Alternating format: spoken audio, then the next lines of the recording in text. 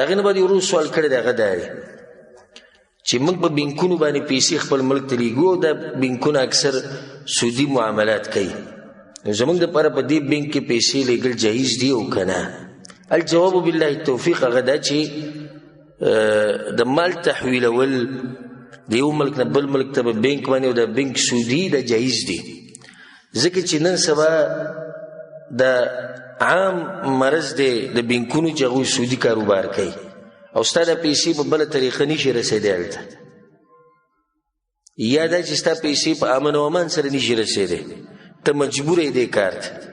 خو دومره دغه وروڼو ته موږ نصیحت کوو کوم چې بینک باندې پیسې اړوي چې خپلې پیسې هلته زر ته زر راهلوي